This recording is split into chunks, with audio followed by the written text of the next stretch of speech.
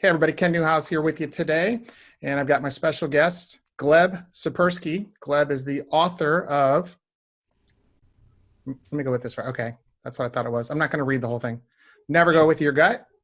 It's a great book. Actually, I would say it's slightly technical, but it's not too technical, but certainly the content is relevant, Gleb, especially in light of all the decisions we're having to make now with COVID-19, the crisis that we're all dealing with. Certainly, I found your book very apropos, very relevant in these times. And so I'm excited about the interview today. So on behalf of myself and the members of the Get Clients Now Nation, I want to go ahead and welcome you to the show. Thank you so much, Ken. I appreciate being here, and it's definitely an important time to avoid going with your gut. Too many people are going with their gut right now, and they're making terrible decisions that will lead them into disastrous situations. You know, that's easy to do, especially, given the crisis. In fact, I've never seen anything like this in my life. I lived through, 9/11, Yeah. I had multiple, at that time I was in private practice as a chiropractor. I had multiple Mm. practices, tons of employees working for me. My situation is completely different now. I'm a Hmm. solopreneur. I outsource everything, got burnt out on having employees, but still with my clients, even some of our members who reached out to me, they're in a very emotional state right now, and they're Yeah. not very well grounded, a lot of them. And so they're making decisions. And sometimes I think they're making, uh, especially as it relates to their business, they're making bad decisions, Oh, which yeah. is which makes things obviously worse. So we're going to dig into that and give them a lot of help today with the content. But first, if we could, and these are the first two questions I mentioned to you earlier. These are two questions that I ask all the guests on the show. If you could take about 2 to 3 minutes, Gleb, and give us a little bit of your backstory, um, Mhm. from how you got to, where you are now from where you started, so that it makes sense for us on the show today. Because I'm sure a lot of people, like, I didn't really know you. I'd heard of your book, I've Sure. heard of your work, but I didn't really know you like I do now. But give us a little backstory, so we can kind of start from that point on the show today and move forward and make this really work for us. Happy to. Well, my backstory with my expertise in disaster avoidance, risk management, decision making actually starts in my childhood. Now, my parents, like pretty much everybody else, felt that going with their gut is the right thing to do, thought that this was the right approach, trusting their gut, following their intuitions, being primal, as Tony Robbins would say, blinking, as Malcolm Gladwell would say, all of that stuff. Unfortunately, their guts often disagreed with each other. So, for example, my mom, she liked to buy nice clothing, so she'd go out and she'd buy $100 sweater. My dad was kind of a cheapskate, so she'd come home and he'd yell at her, say, no sweater should be worth over $20. And then they'd go at it, blaming each other for one thing, blaming each other for the other things, and that it would escalate into a major confrontation. And I, as a little kid, was watching that, and I was already judging that that was not a good thing because neither of them was changing their behavior. As a result, they just had more conflicts, more fights. And as I grew up, I was born in 81. I came of age around the dot-com boom when tech leaders were partying like it's 1999 and 1999 when I was 18. But just a couple of years later, when I was 21, 2001, 2002, there was the dot-com bust. So all the tech leaders who were the heroes in the Wall Street Journal in 1999 were now the zeros in 2001, 2002. And that was not maliciously bad decision-making, just unconsciously bad decision-making. Even worse, of course, were the WorldCom, the Enrons, the Bernie Ebbers of the world, who maliciously hid their losses from the dot-com bust using fraudulent accounting methods, leading to a great deal of damage, harm, and suffering for people who invested in those companies and discrediting capitalism, big companies a lot in that time. That was pretty terrible. So that helped me realize that, nobody taught me how to make good decisions, especially financial decisions. Nobody sat me down and say, hey kiddo, here's how you make good decisions. I wasn't taught that by my parents, not by high school, not by college, not taught that in business school, of course. So I decided to study this topic. And as I started studying it, other people started asking me about it. I started doing presentations about it. So I became a trainer, consultant, coach, speaker on these topics, and I've been doing that for 20 years. And of course, there is unfortunately very little quality information on decision making and risk management out there in the popular literature. So I went into academia, into cognitive neuroscience and behavioral economics. So studying how our brain works, that's the cognitive neuroscience, and how we behave in economic situations, that's the behavioral economics. So I've studied that for 15 years and published a bunch of peer-reviewed papers. I taught as a professor for 7 years at Ohio State University, so go Bucks. That's where I'm right now in Columbus, Ohio. And I brought all of that together in my latest book, Never Go With Your Gut: How Pioneering Leaders Make the Best Decisions and Avoid Business Disasters. And of course, unfortunately, my work is very much in demand right now with COVID-19. I have a bunch of clients who I'm worked with them to prepare disaster preparedness plans, who are calling me right now and with whom I'm working to address the current situation. So it's unfortunate, but sometimes my work is really needed, especially in the middle of a crisis. So that's where I am, and that's what brought me to this place. So guys, let me just say this, and I failed to refer to Gleb as doctor, and I'm a doctor, and so I just figured we would just go with first names, but That's make no totally mistakes. fine. Yeah, Gleb is certainly a qualified professional. He has earned a PhD, and so he's not just some run-of-the-mill person. This is a super qualified expert, not only with the fact that he's got the PhD, but you've got a tremendous track record. You've got some very well-known clients. You've got a lot of big clients, Mhm. big corporate clients, but you also work with small business owners as well. Mhm. Gleb, has there been any, this is the second question that I like to ask. Has there been an individual or a circumstance? You kind of gave us a little bit of a circumstance um, when you just kind of did the introduction, but an individual circumstance, maybe even a book that really triggered this in your mind where you said, hey, listen, this is what I want to pursue. This is really my passion, that kind of led you to the point where you are right now. Is there any one moment in time, whether it's a book, person, or an incident that you can think of? Yes, so the work of Danny Kahneman, he is one of the forefathers, probably the forefather of the work on decision making and cognitive biases, which are the specific decision making mistakes we tend to make because of how our brain is wired. He's part of that first generation which researched how our brain is actually messed up and why we make these mistakes. And so discovering his work was fundamentally important for me in realizing that, hey, the kind of stuff I was studying in popular literature and decision making is kind of crappy. I really need to go into academia to study the quality stuff. Unfortunately, he published a book called Thinking Fast and Slow in 2011, which is available for a broad audience. Now, it's a pretty long and dense book. It's about 400-ish pages. Yeah. But if you want to check out his work in a way that's available for a broad audience, not in individual journal articles that are paywalled behind $30 paywalls for each journal article, that's a good place to start. So Thinking Fast and Slow, Danny Kahneman, that's a great book. Me and other people who are cognitive neuroscientists who are part of the second generation have studied not the specific cognitive biases, the dangerous judgment errors, but debiasing, the practice of defeating these cognitive biases in order to make the right decision. So that's my research, but I'm standing on his shoulders, so I really appreciate his work and want to give him some props. Yeah, that's the thing. That's one of the things I think that really interested me the most was the debiasing, and we'll get to that in just a few minutes. But Mhm. Daniel Kahneman is number one. He's a psychologist, correct? But isn't he That's right. also? He's the first psychologist, in fact, to ever win a Nobel Prize. For Um, now, yes, yes, exactly. Yep. absolutely. So I mean, he's a kind of a quirky individual, but yeah, that's a good book. But certainly, I think as far as having the rubber meet the road and getting practical application for an individual's business, while his book was really, really good, obviously sold millions of copies, I do think your book is actually a better investment for people for the simple fact that you're giving how-to instructions. You provide a framework in the book that they can just Mhm. plug and play and run with it. Very, very helpful. So anyway, one of the things, we talk about people making, we're in the middle of COVID-19, Gleb, and people are making a lot of emotional decisions, but let's kind of stop for just a minute and go back a couple of months before all this, this nonsense really got started. The process, or one of the favorite processes that people like to use in business, is SWOT analysis. And I really appreciate how you outlined all the difficulties and all the potential errors and pitfalls that can occur as a result of using SWOT analysis. So if you could take a couple minutes and talk about Mhm. how people use that process, that framework, and why it's got so many weak points in it, if you will, that can lead to really disastrous decision making. Yeah, folks use the SWOT analysis to address strategic planning and the weakness of human thinking.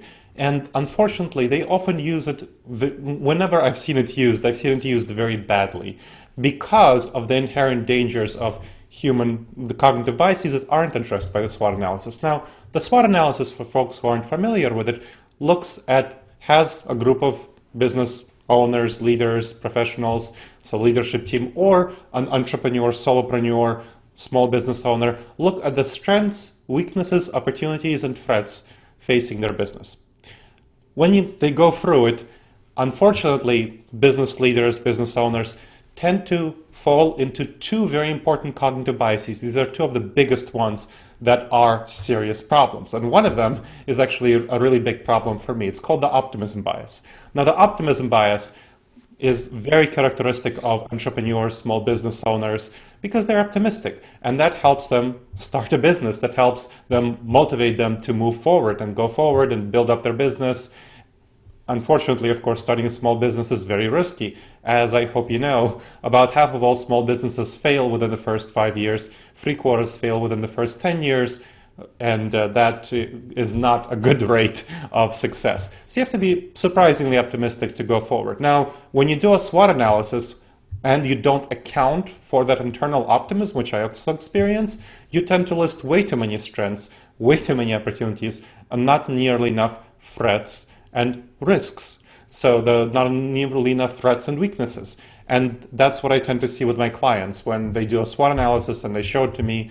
And I'm like, well, what about these weaknesses? What about these problems? So I was doing a SWOT analysis for one startup company that it's actually angel investors brought me in to do the SWOT analysis to work with the founder when the company passed 10 million in capitalization. And what I found when the founder showed me the SWOT analysis that he did by himself a few months ago is that he didn't put as a weakness being able to delegate effectively. And that's something that a lot of the angel investors who brought me in, they told me that this is an issue. And they told me that they told him that this is an issue. But he did not put it in his own SWOT analysis. So this is typical example of where he failed to acknowledge that this is a weakness. And so I've seen this happen so many times. And so the optimism... you lack a lot of objectivity. Exactly. Especially if you're a solopreneur trying to perform a SWOT analysis. And I think you covered this later in the book when you talked about having objective, unemotionally unattached third-party people who you can trust. And I just wanted to interject that real quick before I didn't mean to interrupt, but go ahead. No, this is absolutely valid. So if he had one of his angel investors give him feedback, for example, it doesn't have to be an external coach like me. Can be an angel investor, somebody on the board, somebody else who is not in a position subordinate to him. Give him feedback. So on the SWOT analysis, that would have been much more helpful. But yes, so another issue with the SWOT analysis, another cognitive bias that caused him to miss this issue is called the confirmation bias, where we tend to look for information that confirms our beliefs and ignore information that doesn't. That does not play very well with the optimism bias, where we tend to be very optimistic about ourselves. So we tend to ignore our weaknesses and the threats that we're facing and orient toward our strengths and the opportunities facing us. That's bad. That's a problem, especially, like I said, for startup founders, small business owners who tend to be too optimistic. So the SWOT analysis needs to be done. When you do it, you need to address specifically the weaknesses and the threats much more than seems intuitive to you. And it's especially the case when you do it as part of a group. So when it's not a solopreneur, when it's a team and looks at the SWOT analysis, you tend to fall into what's called groupthink. That's another cognitive bias, where we tend to align around the opinion of the most powerful person in the room, it's sort of the alpha monkey in the room. That is whose opinion tends to matter the most, and that person tends to be the most optimistic one, of course, because they're the leader, and leaders tend to be much more optimistic than the average bear out there.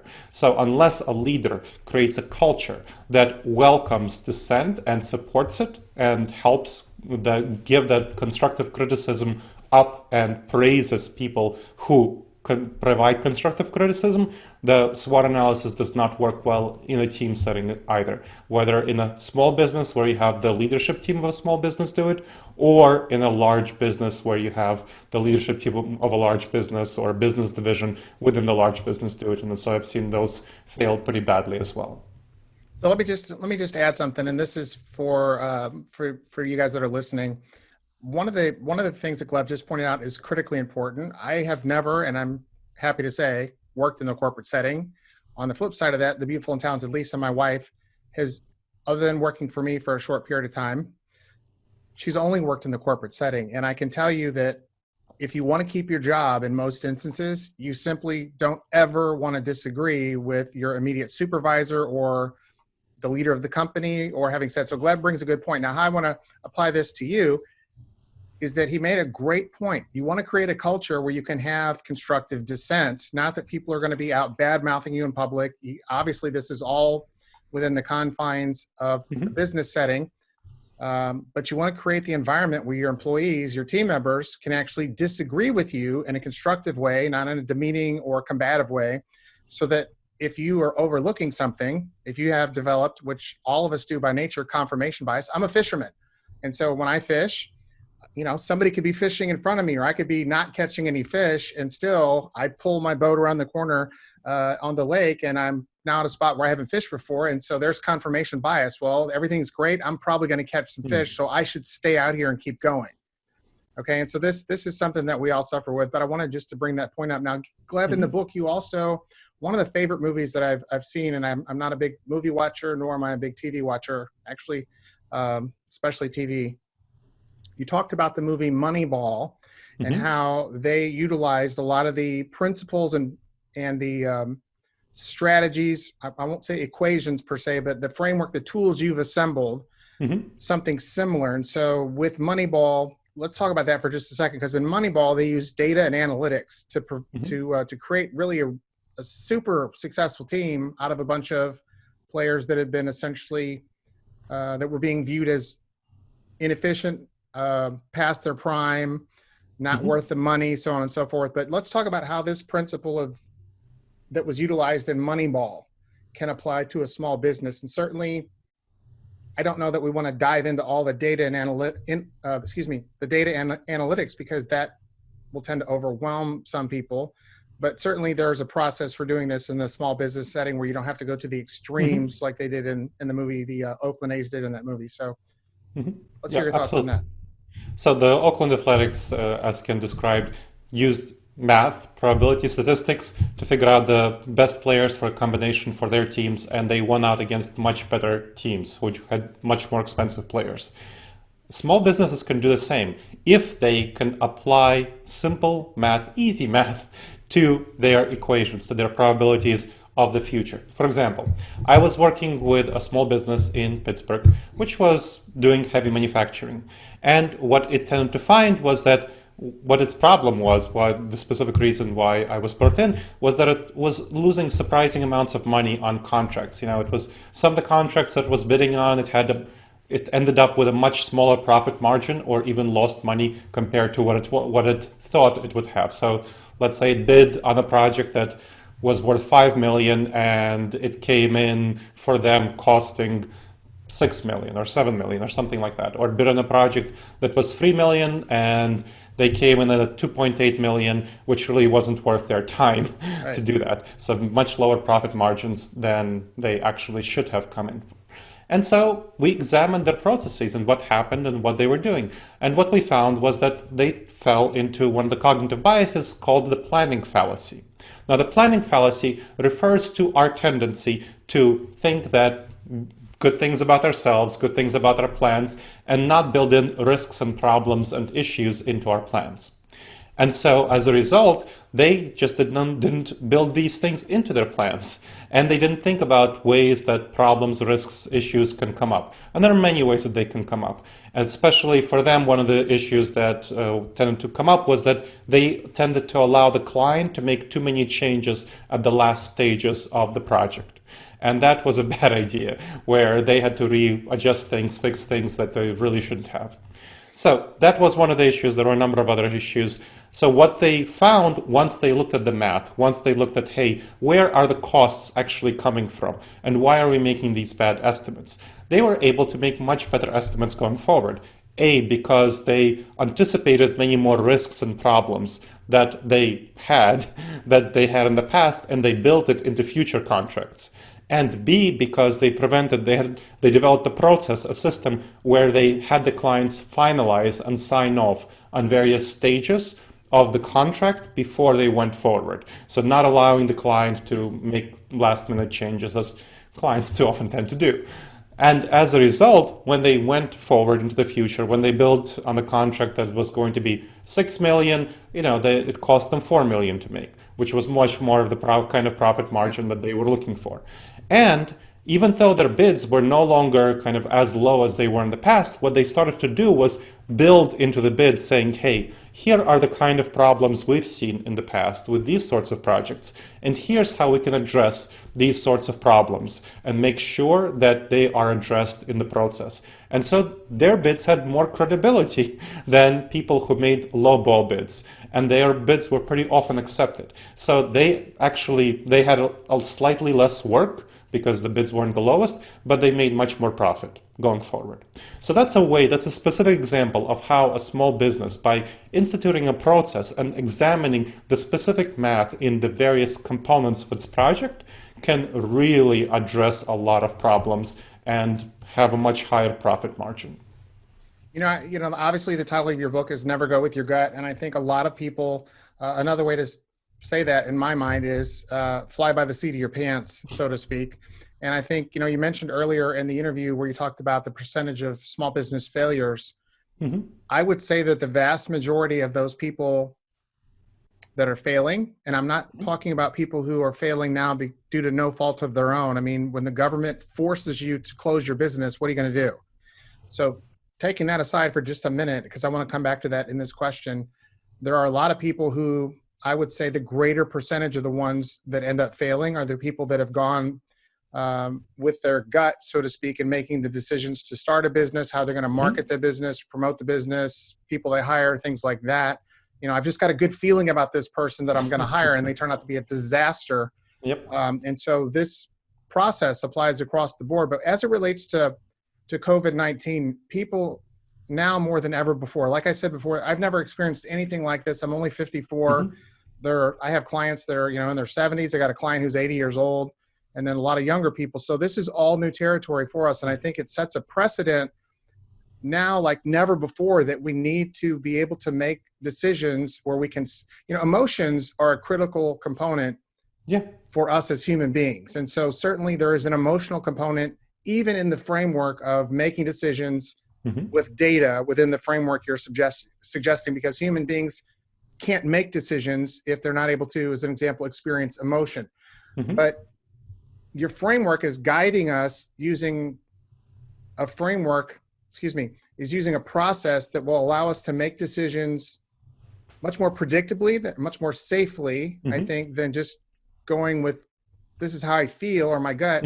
So that leads me to the next thing I want to talk about. And that is, the term of going with your gut. I think that's kind of a broad brush statement, but what are some of the ways where people, you've mentioned some of the biases that we use, and certainly I'm familiar with all of them, having made millions and millions of dollars in my life, but I've also wasted just hordes of money by making these mistakes that you're talking about. And so, in looking back, what are some of the types of examples you could give of people going with their gut, how they've ended, you can end up screwing things up, and why that's especially relevant and something we really need to be aware of, considering the fact that a lot of us, a lot of business owners are having to make serious decisions like never before at this time.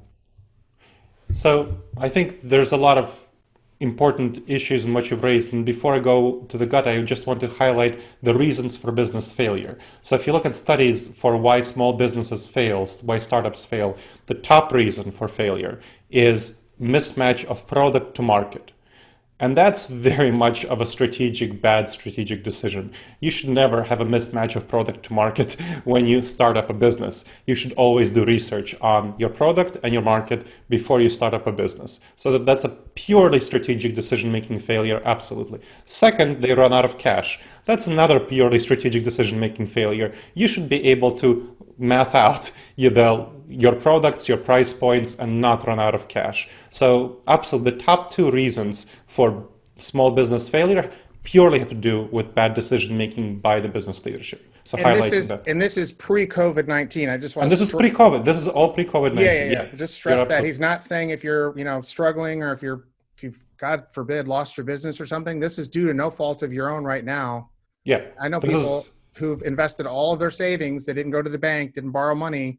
invested all their savings, and now they're tanking, and they don't have a business relationship with the bank, so they don't even have a way to go get. And actually, I just heard today they ran out of money, at least in the first leg of this, for the CARE Act. Hopefully they'll have more, but so he's talking pre-COVID-19. So having said that, Absolutely. I don't want anybody to misunderstand and feel like he's unfairly beating them up, because that's not it at all. So now that I've brought that to the surface, Gleb, go ahead and continue with Yes. your answer. So for going with your gut, and thank you for highlighting that. For going with your gut, the reason you don't want to go with your gut, the reason you don't want to trust your intuitions is that they're not adapted for the modern world. That's not what they're adapted for. They're adapted for the savannah. That's what the research on the mind shows us very clearly, very concisely. That's what they're adapted for. When we were hunters and gatherers living in small tribes of 15 people to 150 people, that's what our gut intuitions are adapted for. So think about that. What does that mean for us? Well, our main threat response is the fight or flight response. That's how we feel. That's what our gut intuition, that's how it responds to threats. In the savanna environment, that was perfect because, we faced saber-toothed tigers and we had to jump at 100 shadows to get away from that one saber-toothed tiger. In the modern environment, that's not the kind of response we want to have. We have many fewer saber-toothed tigers. Instead, the kind of threats we face are constructive critical emails from our clients. So let's say constructive critical email from your client. The temptation when you get that is to either have the flight response, which is ignoring the email, deleting it, it never happened, right? That's one. Or the fight response, depending on your personality. You want to write back and say, no, what are you talking about? I'm right, you're wrong, you're a jerk, I'm awesome. That's the kind of fight response you have. Neither of those is going to help you with your business. What you want to do is you want to realize that if one client is writing the email, then probably 100 people are thinking that. And then you want to look at the underlying systems and processes in your business that led to the problem that caused the client to write the email and address the problems in the underlying systems and processes. Tell the client that, calm them down, and address the situation. That's completely counterintuitive. Goes absolutely against your emotions, your intuitions, your gut reactions. That's not what it feels like is the right thing to do. But hopefully you've learned how to do that effectively if you are going forward with your business. So that's in a regular life situation. Let's talk about COVID-19. COVID-19, the intuitive response to that major threat is again the fight or flight. There's a whole bunch of people who have the flight response. I've seen that happen from so many business leaders who just completely ignore the situation, thinking it won't touch me, it's not a big deal, nothing like that. And it's not simply small business owners. I mean, look at Hobby Lobby, national chain of arts and crafts stores. It tried to get itself labeled as essential, as saying it's essential and therefore will stay open. Arts and crafts are not essential. Let's just be clear about that. That is not an essential business. You can argue with whether the government should or should not be closing things, but when you want to talk about what's essential or what's not, arts and crafts isn't. So that's an example where they were fleeing from the reality of the situation. You don't want to be in that position, and look at how much bad PR they got across the nation. Of course, it will cost them business later on when they're allowed to open, and right now for online sales. You don't want to be in that. The fight response. A lot of businesses went with the fight response, which is trying to do whatever they can to immediately address the urgent threat. And they did the equivalent of people going to the store and buying toilet paper, except in business terms. And some of them just went to their existing business emergency continuity plans, which is very important to have, but those are not meant for COVID-19. Those are meant for the situation of Houston being flooded. Pretty terrible, but that's a kind of a 1 week break in your business. Not Houston being flooded and then staying flooded, which is what COVID-19 is about. COVID-19 will be around for at least the next 2 years until they create a vaccine. And we'll be facing waves of restrictions and loosenings. That's what's happened in countries that successfully controlled the outbreak. Countries like Germany, countries like Singapore, Japan, not the United States, not the UK. We did not successfully control the initial outbreak. We're still getting there. But what those countries that successfully controlled the outbreak with initial strict guidelines and then loosening, they had secondary outbreaks. So they had more disease pop up and they had to have another set of restrictions. And that's what we'll be facing in various areas of the country where restrictions will be loosened in the next couple of weeks, couple of months, and then more cases of COVID-19 will pop up, and then there will be more restrictions. So that's what you're dealing with. This is not, again, Houston being flooded for a week. This is Houston being flooded and staying flooded. That's the mindset. This is a slow-moving train wreck. And having the fight or flight response is absolutely the wrong response to it. What you need to do is fundamentally revise and change your business model. But it doesn't feel that way. That's not the way it feels. Our gut reaction can't process it. What we are facing, this cognitive bias here, is called the normalcy bias. The normalcy bias causes us to feel like the future, the immediate future, medium term, next couple of years, will be mostly like the past. Maybe people will be using cell phones more. That's the kind of things that our gut reaction feels. It does not accept that within a few short weeks, we have underwent a major disruption to our world, which changes it forever.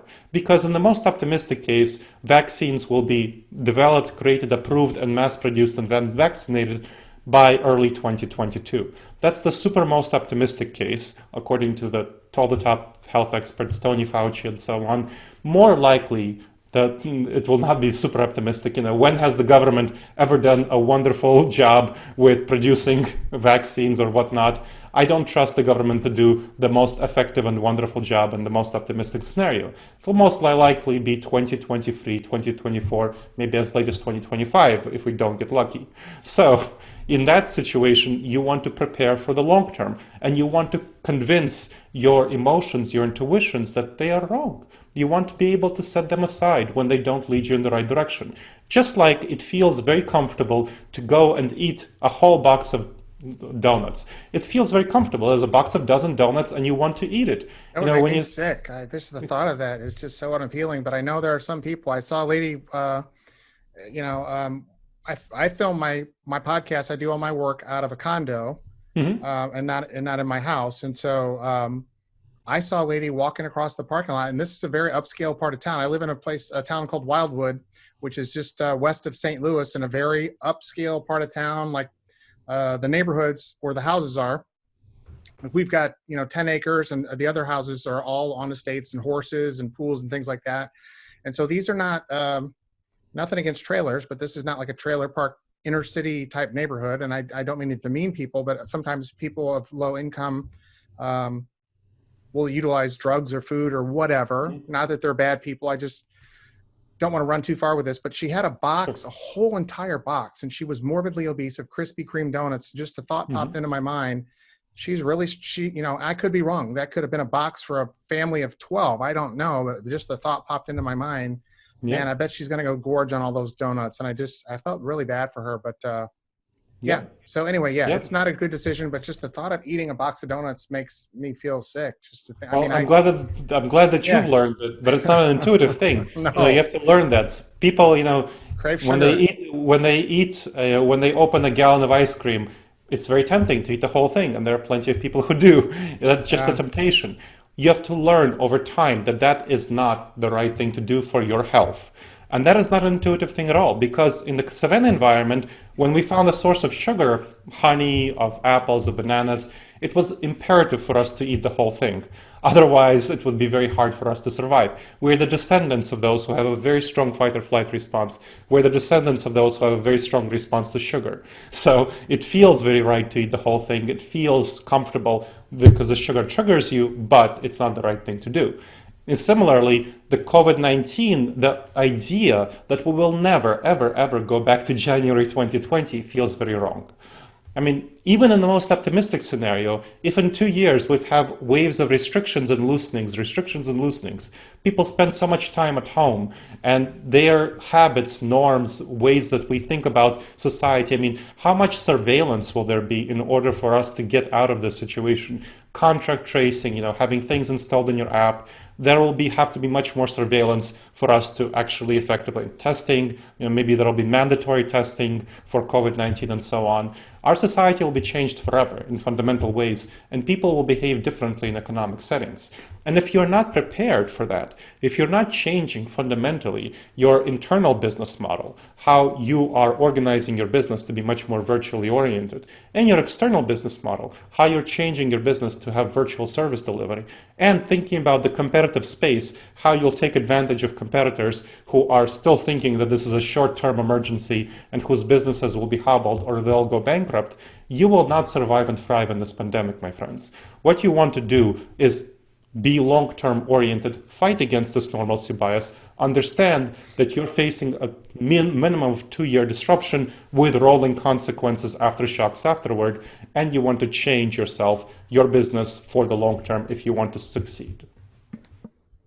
Okay, I'm going to edit just this part out that I'm telling you right now. But when you're very animated like I am with my hands, but every time you hit your desk, it's like a overly loud thump in the microphone. So just, I don't want it to take away or distract from the points you're making, but for the most part, it's been great. But there've been a couple times where you touched the desk a little too loud, and I'll edit this part out. But Perfect. okay, so we're running low on time, but I don't want to jump through this. But let's cover your framework, and then try to keep. We're going to look at this from like a 30,000 foot view, just because I can't go more than an hour. But anyway. So, okay, so Gleb, let's do this. Certainly things could be bad. Certainly things are bad, but I want to try to stay, and not that you weren't being positive. I think you're being overly positive by giving us truthful answers. And sometimes people don't want to hear the truth. They'd rather, because of emotion, again, nobody likes change, but change is inevitable. And I do think we're going to have ebbs and flows of this to deal with for a very long time. But people can adapt, and the people who choose to proactively approach this in a very constructive and thoughtful manner, using as an example the framework we're about to cover, and this is all included in the book. So guys, at a minimum, and Gleb, you also mentioned that you have like worksheets and workbooks that as tools. We'll cover those at the end of the show. But guys, I don't want you to think like you actually have to hire Gleb. Certainly, if you want to hire him, I recommend it. But let's say you just want to dip your toes in the water, get your feet wet first to see if this is right for you. First thing you do is invest in his book. Okay. It's, I mean, 10, 15 bucks for a book. I mean, come on, that's an investment that is a no brainer. And certainly it is worth the time to map this out. This is not a book you read once and put down. This is a workbook. This is the way I see that. This is a workbook, a manual for success, really, and making good decisions. So Gleb, let's do this. You talked about, you've created a couple different frameworks. You see in my question here, the one I want to ask you, I want to talk about the 8-step decision model. And these are part of the debiasing tools that you've created. Yes. So we're going to touch on each. What I'd like to do is, first of all, give us about a 1 to 2 minute definition of debiasing and why it's important to the business owner. And I hate to constrain you on time, but we are running short. And then I want to go through each one of these decision questions that we need to ask, and then like I said, look at them from a 30,000 foot view, talk about each one of these 1 through 8. And then we'll also get into the next, the 5 questions you've created to help us to avoid decision disasters. But let's first talk about debiasing, and then we'll move into these 8-step decision model that you created the framework. Sounds great, Ken. So, debiasing, that's the practice of figuring out what kind of cognitive biases we have and how do you effectively defeat them. There are over 100 cognitive biases. You can take a look at the list of over 100 on Wikipedia. And so there's a lot. That's a lot. My book talks about the 30 most dangerous ones for business settings and how do you specifically identify and defeat each one. So debiasing involves learning about these problems, which you, of course, you need to know about a problem in order to address it. Then specific techniques for addressing each one of them individually. So you want to know about which ones are you're most vulnerable to. For example, I'm most vulnerable to the optimism bias, as I mentioned before. So I have 20 ideas before breakfast and I think all of them are brilliant. That's not a good thing. I've learned to my bitter experience they're not. So one of the ways I get help with that is I make sure to hire people into my company, Disaster Avoidance Experts, consulting, coaching, and training company, who are pessimists, who have the pessimism bias, which is the opposite. They think the world is, hostile and bad, and they're too risk averse. And when I give them my 20 ideas, brilliant ideas, they say, hey, these ideas are all half-baked potatoes, but these 3 are worth finishing baking. They're terrible at generating ideas, pessimists are, but they're great at figuring out which ones are worthwhile to go forward, which ones are least bad, fixing the flaws in these, and then implementing them effectively. So getting that outside perspective from pessimists is incredibly useful as a tool for debiasing that specific bias. And there are specific techniques that we're going to go through next that can address a whole bunch of cognitive biases at once, and that's the practice of debiasing. Okay, and so let's talk about the framework you've set up. You have 8 individual questions that I set up, or not necessarily questions, but things that we have to address. So the first one, I'll read these off and then you give me like a minute or so on each one. Number Mhm. one is to identify the need for a decision to be made. Talk about that. This is very important. People don't think of a decision-making model having a step that where you identify the need for decision to be made. But too many people don't identify the need for decision to be made. For example, here in the mid of COVID-19, a lot of people are still in their emergency plan and they haven't identified the need to fundamentally revise their business model for the next couple of years at least. And that's something they need to do. Now, some people, I'm going to just say this, if you're in the restaurant business, you want to think about getting out of the restaurant business. That's a very important decision for you to make because you will not be very successful in the next couple of years unless you run something that's super adaptable to delivery. But that's kind of one area. Most businesses can survive and thrive if they identify right now the need for a fundamental revision of their business model. They will be able to thrive in the new environment, especially compared to their competitors who won't. Yeah, one of the groups that I work with, especially two of the groups actually, as far as professionals, dentists and chiropractors, and as a former chiropractor retired after 17 years, they're going to have to rethink that whole model, especially dentists, because even though they put new appliances on the end of like the vacuum hose to suck out your mouth and to rinse and things, if somebody comes in with COVID, that that virus is going to go right down through those lines. And in fact, there are companies that actually sell, they have processes for cleaning those lines, and those lines Mhm. pre-COVID are filled with bacteria. And so dentistry is an absolutely necessity. We have to have Yeah. dentistry or we're going to have people with just increased incidence of heart disease and all kinds of other bad stuff. But just those two professions alone, I think a lot of small business owners like me, people who are working online, we have a lot more flexibility and latitude. But Mhm. brick and mortar people, especially like you said, restaurants. I don't have any restaurant clients, but I know they're certainly relevant. Um, People who sell insurance, things like that, they can go virtual like we're doing right now. But it's going to be much more difficult. It's going to be really hard for dentists. I'm sure they'll solve this, and chiropractors because of especially dentists. Man, it's just Yeah. a real bad deal. Okay, so number two in your framework is gather relevant information from a variety of informed perspectives on the issue at hand. Talk about that. So I mentioned already how I make sure to go to a pessimist when I have a brilliant idea.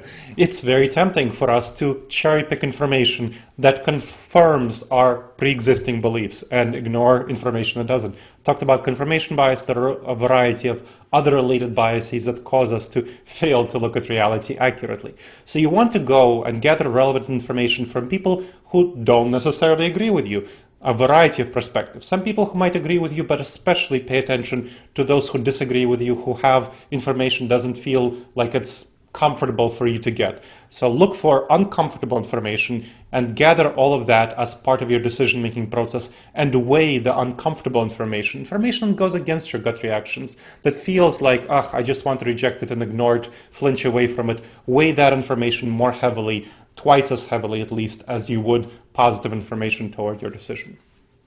Yeah, that's one of the things you talk about being uncomfortable and people avoiding that. One of the Mm-hmm. things that I tell people, tell my clients specifically is if you have a new patient, and this goes along the lines of people who are selling higher ticket items specifically, because if it was just a $20 item somebody was selling online, you don't want to waste the time doing that unless it's just a big problem. But if you've got a $30,000 patient that comes in and you're talking about doing a full mouth, or $50,000 patient and they decide not to go with it, get on the phone with them after the fact and talk to them about why they didn't move forward. And if you notice commonalities, if you start noticing, you call each person and you notice a common theme or a common reason people are giving you, maybe a majority of the time or all the time, you can fix that. But a lot of people won't do that because it's uncomfortable to face somebody who doesn't agree with you. It's uncomfortable to face what appears to be rejection, even though it's not personal in most instances. So I think this is great advice. Talk to people who have a differing opinion than you, people who are trying to shoot down your idea. It's not Mm-hmm. personal. You're paying these people or you're incorporating these people to help you. And they're not being negative for the sake of being negative. They're being pragmatic. They're being realistic in their eyes from their viewpoint. And that's why you want to encourage, Gleb is encouraging to use these people. What about number three? It says, decide on the goals you want to reach and paint a clear vision of the desired outcome. Talk about that one. So let's say you're a dentist who's trying to adapt for the future living with COVID-19, how do you figure out what things you should do? Well, you want to think about a clear vision of each element of your business. You don't want to just have a feeling like, oh, I want to make sure that my dentistry works out in this new environment. That feeling of gut reaction, that will not really help you make sure that you think through every element of what is going to happen. So have a clear vision of each element of the dentistry business, from the tubes that Ken mentioned to the intake process, how close you will have people sitting to each other, all of these things. Walk through your business as though you're a patient, as well as behind the scenes, making sure that each element is maximally adapted to having a good environment in the pandemic. And then how will you market that? How will you communicate that to your potential clients, to your existing clients, new clients, that you are well set up for this situation? Because many of them will be worried about the situation naturally. I mean, I have a dental appointment that had to be canceled because of the situation, and I'm definitely thinking about, how will my dentist prepare for this new environment that we're living in? So you want to also communicate that to your clients effectively. Yeah, preemptively discuss that with them and reassure them. That's one of the things I talked about my last episode is, preparing to come out of this is going to have everything to do with trust. Mm-hmm. Trust is a big issue. People aren't spending money. So it's not just trust about, hey, our business is prepared to keep you safe so that we're not spreading this disease to you, this process to you. But at the same time, because of the fact people are spending a lot less money, they're still spending money, but they're just a lot more careful about it. There are fewer people spending money. So you've got to have a high element of trust. And that's where storemonials come in. And those are story-based testimonials. And we can talk about that at a later date. But having social proof and ways to create trust, Mm-hmm. Gleb makes a great point. What about number 4? Develop clear decision-making criteria to evaluate options. So you want to think about what are going to be the criteria for you to successfully thrive in the pandemic.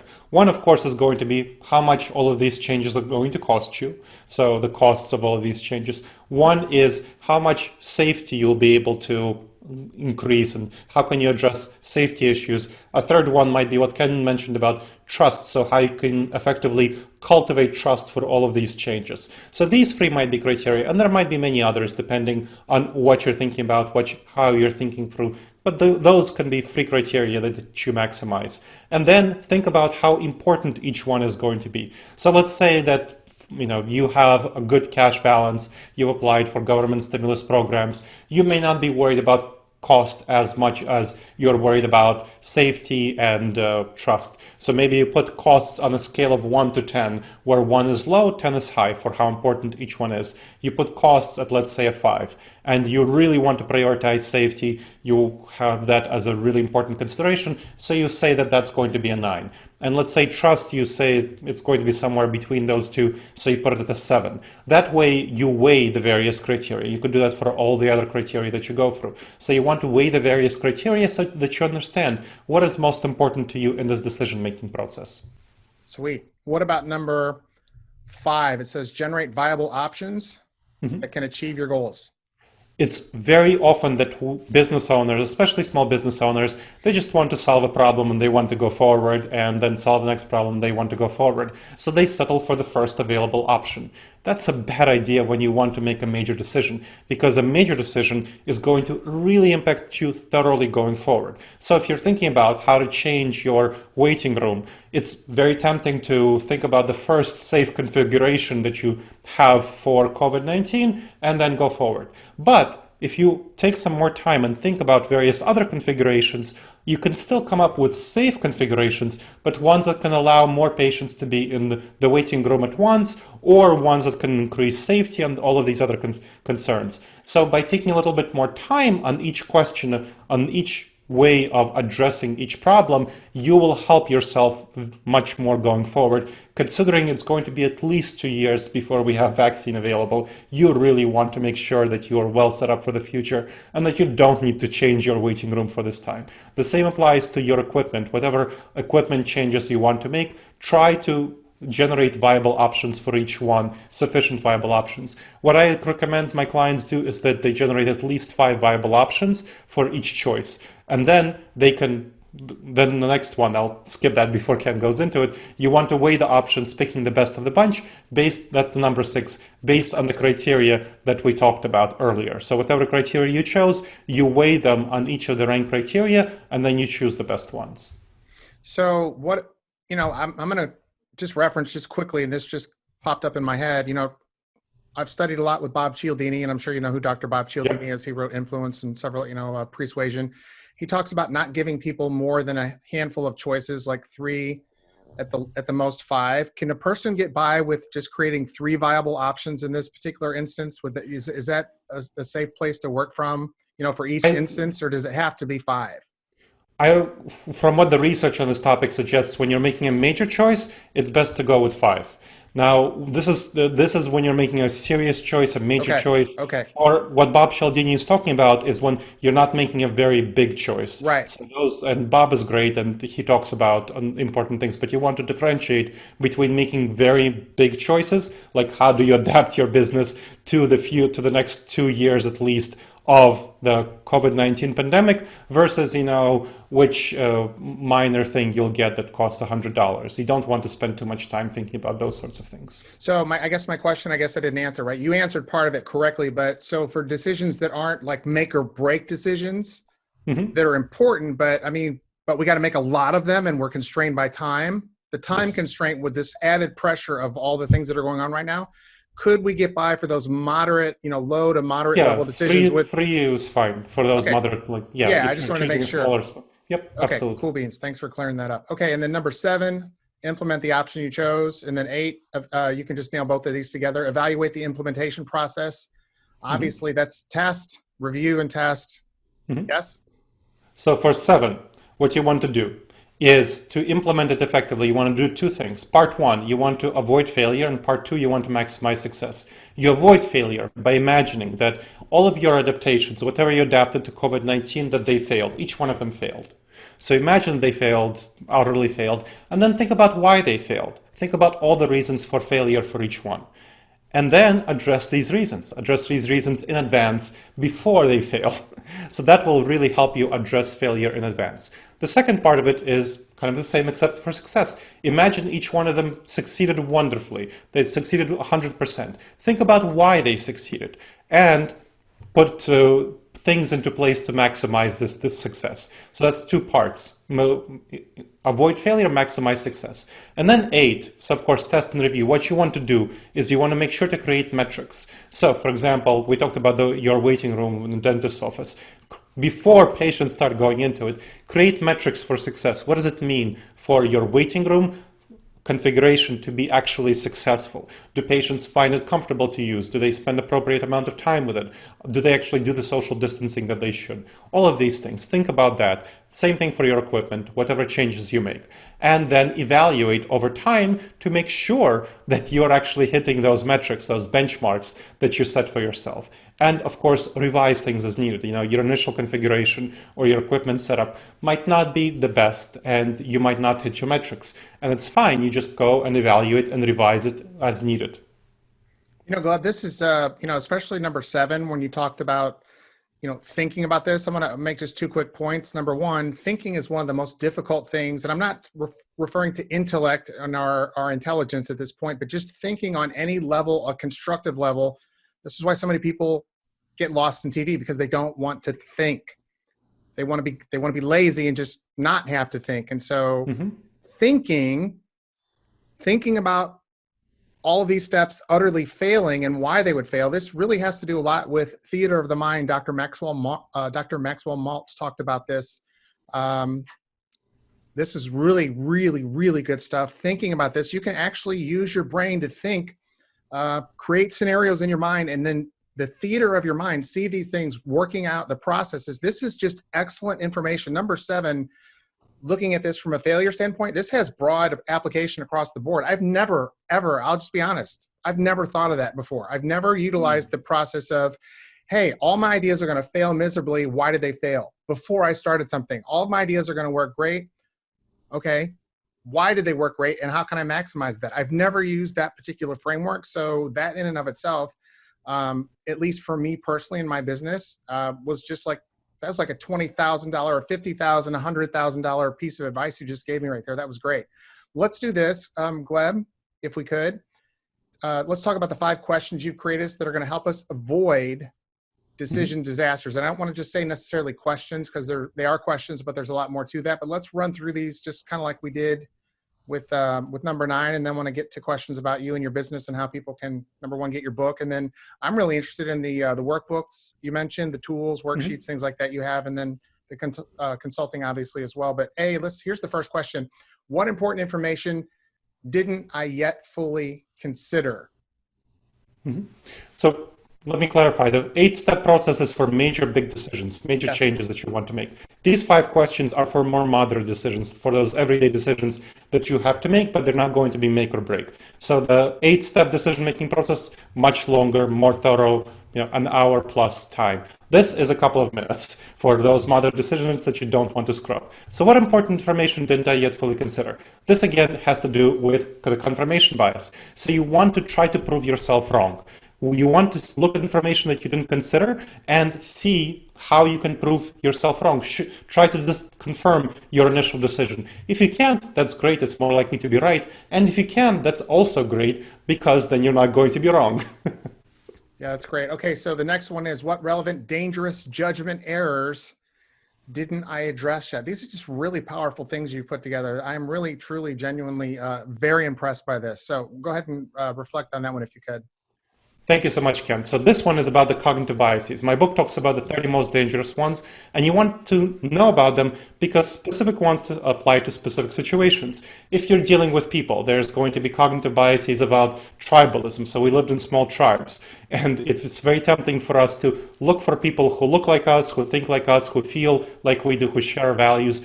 Those are not necessarily the best people to have in our business, especially for me, for example. I like to work with other optimists. It feels good to me. I click with them. We have shared ideas. But I know that if I have 5 people in my business who are optimists, we'll all have 20 ideas before breakfast, and we'll reinforce each other's ideas, and we'll be implementing 100 different projects, and that's how small businesses fail. That is not something you want to have. So know about the kind of cognitive biases that are relevant for each question, and then make sure to address them in the decision-making process. Yeah, one of the worst hires I ever made was to hire an office manager, and I hired her based on, she wasn't misleading to me at all. She was very honest, but her idea of, she had worked as an office manager in one particular setting in a different kind of business. When I brought her in to manage one of my clinics, it was a disaster. And I only hired her because she, I'm a Christian, and she went to church with me, and I felt like she was, super honest, just a really good person.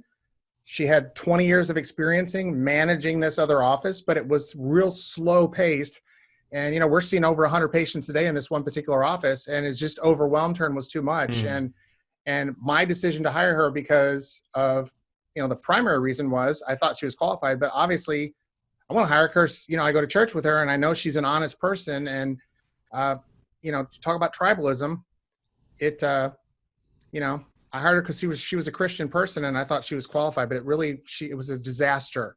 And it was even more so a disaster when I had to eventually let her go. It was just very, very difficult. But anyway, what about the next one? It says, what would a trusted and objective advisor suggest that I do? So we talked already about my example of having a pessimist who I run my ideas by. You want to have someone who's a trusted and objective advisor to run your ideas by, whether it's going to be a member of your board, a member of your family, someone, so a peer, if you have another dentist who can help give you feedback, if you have a coach, someone like that who you can run your ideas by. Now, you get about 50% of the benefit of this question just by asking it, even without consulting another person, just by imagining this person. Think about what you would tell a trusted friend in this situation. And of course, you get the other 50% of the benefit by actually calling this person, or if you're a millennial, texting this person. And so one thing I think is important, this person needs to have a working understanding of your business, your niche, your industry, not just someone who's going to counter your idea. You want to have somebody who's qualified in that regard, that they know your business model, they understand it at least well enough to be able to give you some good information. Yes? Definitely. Okay. Next one, it says, how have I addressed the ways it could fail?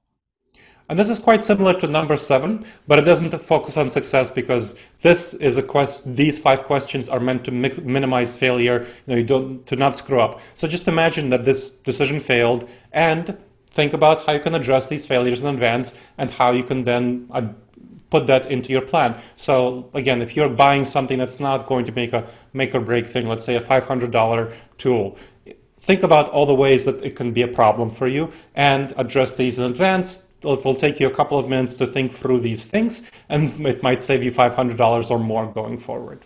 Yeah, and one thing I want to point out, people might be looking at all these different types of processes to go through and say, wow, if I have to do that with every decision that I make, that's going to take a lot of time. But let me add this. I would think if you've done this a couple times, it becomes intuitive, at least on the moderate decisions. And certainly you want to invest the time on really big decisions because, like you said, they're make or break. So it's foolish not to invest the time, but just run-of-the-mill decisions.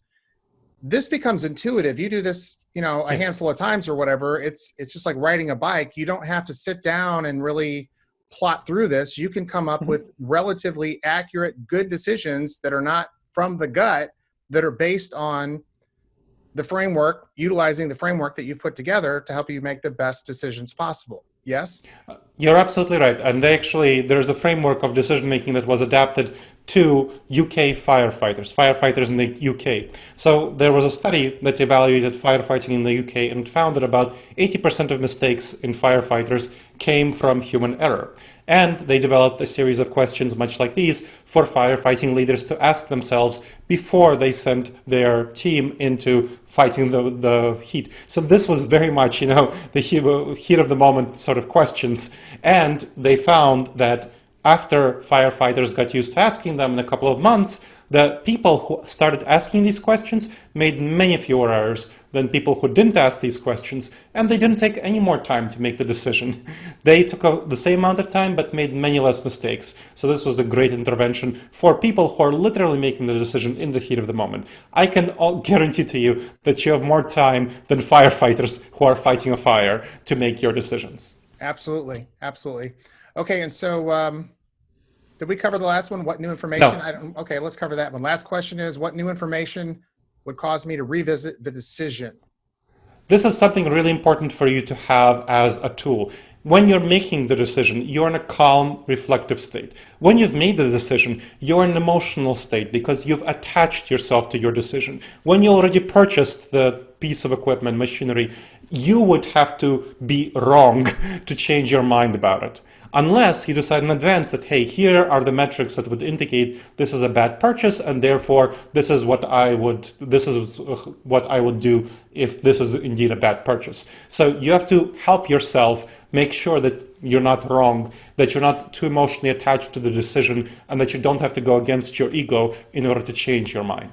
Yeah, I think it's Bob Cialdini who gives who notes the study with respect to confirmation bias, where people bought a lottery ticket for, say, $5, and then they were offered $10 for that lottery ticket before they scratched it off, and they wouldn't take the $10 because once they made that decision, they owned that decision, and right. So this goes straight in line with that, and that's the nature of human beings. So to build this in prior to the decision is this is genius, man. This is really good stuff. I really appreciate the work you've done. Here's my question for you. I'm going to ask one more question before I ask you about how we can find out more about you and those type of questions. But what's the one question today, Gleb, that I should have asked you that I didn't?